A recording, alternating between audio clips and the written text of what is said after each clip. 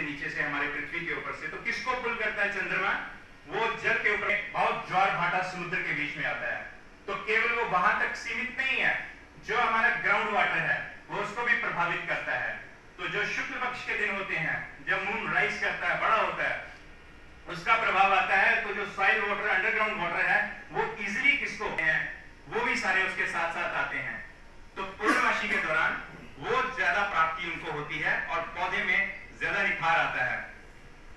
जो आसमान है उसके भाग किए गए हैं 12, तो उन भागों में वो 3 भाग आते हैं। जब चंद्रमा वहां पर आता है तो उसका गुरुत्वाकर्षण शक्ति अधिक रहती है, जिनका ऊपरी भाग हम लेते हैं। तो मैं आपको सिर्फ इतना ही बताना चाहूँगा कि आज हमारे जो माननीय स्वर्गीय प्रधानमंत्री चौधरी चरण सिंह जी थे, उनके जन्मदिन पर ये दिन मनाया जाता है। और आज आपको जो पता होना चाहिए कि हम किसानों के कारण ही जो कोविड का इतना बड़ा प्रकोप था, जो कि हमारी डेवलप्ड कंट्री जो थी वो उसको इतनी बड़ी जीडीपी होने के बावजूद भी फेल हो गए थे। जो हमारी पहली जो 4-5 कंट्रीज़ थी जो कि अपने आप को बड़े, अब मैं क्या लफ्ज़ बोलूँ कि उनकी जीडीपी इतनी थी कि वो विकसित देशों में नहीं, विकासशील देशों में थे, डेवलप्ड कंट्री थी, उनकी इकॉनमी फेल हो गई थी। और हमारे जो किसान भाई थे, जिनकी कारण हम कोविड में, हमारा कोई भी ऐसा आदमी जो कि भूख के कारण नहीं मरा होगा, जितने कि बाकी डेवलप्ड कंट्रीज़ में ये चीज़ हुई थी। मैं इस मौके पर जो हमारे किसान भाई आए हैं, आप सबको मुबारकबाद देता हूँ कि आप लोगों के कारण आज हम एक हमारी जो जीडीपी है वो 4थे से 5वें नंबर पर है। तो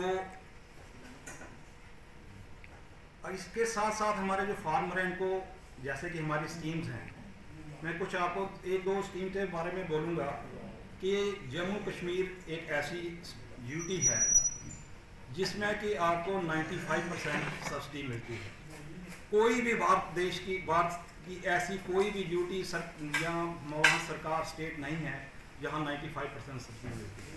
तो ये हम लोग बड़े भाग्यशाली हैं कि हमें सेंट्रल गवर्नमेंट मोदी जी के कारण हमें जहाँ 95% सब्सिडी का हम जहाँ लुत्फ़ ले रहे हैं। तो मैं चाहूँगा कि हमारे जो किसान भाई हैं, उसके साथ साथ हमारे जहाँ जो हमारी 29 स्कीम्स हैं, होलिस्टिक एग्रीकल्चर डेवलपमेंट प्रोग्राम, समग्र कृषि विकास योजना है, जिसमें कि हमारे 29 स्कीम प्रोजेक्ट्स हैं। ऐसा कोई भी प्रोजेक्ट नहीं है कि जो हम यहाँ की कवर नहीं करते। दिसंबर को मनाया जाता है। बड़ी आपको विस्तार से मेरे साथियों ने बताया कि एग्रीकल्चर कैसे ट्रांसफॉर्म हो रहा है, इसकी रूपरेखा कैसे बदल रही है। तो इस चीज़ का मैं समझता हूँ कि किसानों को भरपूर लाभ उठाना चाहिए। डिफरेंट मुद्दों पे बात हुई, जैसे कार्बन क्रेडिट पे बात हुई। अब आप सबको शायद समझ ना आया हो कि कार्बन क्रेडिट क्या होता है।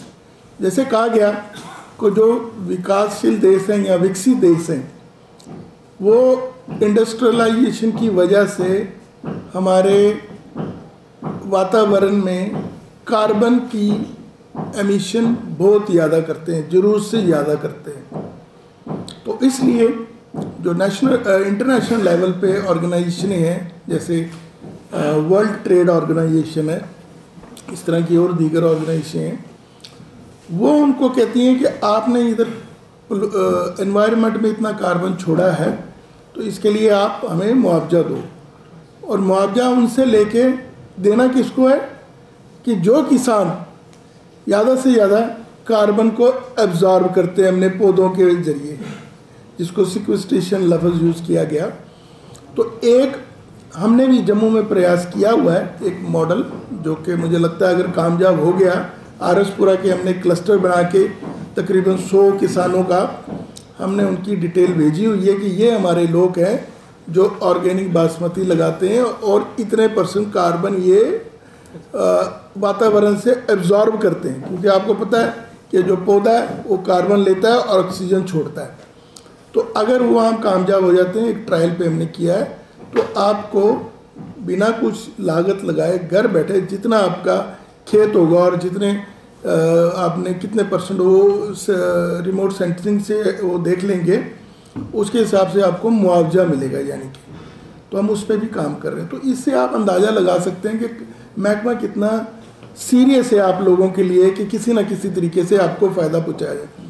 जहाँ तक बीजों की बात चली, ठीक कहा गया, पहले जब हम आज़ाद हुए 35 करोड़ आबादी के लिए भी हमारे पास भरपूर पेट भरने के लिए अनाज नहीं था, तो हम बाहर के देशों में जाते थे, उनसे मांग के लाते थे। फिर आहिस्ता आहिस्ता हमारे जो साइंसदानों ने, स्वामीनाथन जी का नाम लिया गया, मिड 60s में ग्रीन रेवोल्यूशन लाई गई जहाँ हाई यील्डिंग वैरायटीज़ मंगाई गई। लेकिन वो भी अब पुरानी बात हो गई। अब जो स्टेज पे हमारे साइंटिस्ट, साइंसदान, एग्रीकल्चर साइंटिस्ट जहाँ पहुँच चुके हैं कि उन्होंने उन वैरायटी से भी डबल पैदावार देने की वैरायटीज़ रिलीज़ कर दी है। और इसके साथ ही वो वैरायटियों में डिजीज रेजिस्टेंस भी है कि आपको उन वैरायटीज़ को बीमारियां नहीं लगेंगी। बीमारी नहीं लगेगी तो लाजमी आपको दवाइयाँ नहीं डालनी पड़ेगी, जहरीली दवाइयाँ नहीं डालनी, क्योंकि वो भी आजकल एक बड़ा बड़ा कंसर्न है कि भाई हम पॉइजन बहुत खा रहे हैं। तो जब बीमारी नहीं लगेगी तो दवाई डालने की ज़रूरत ही नहीं पड़ेगी।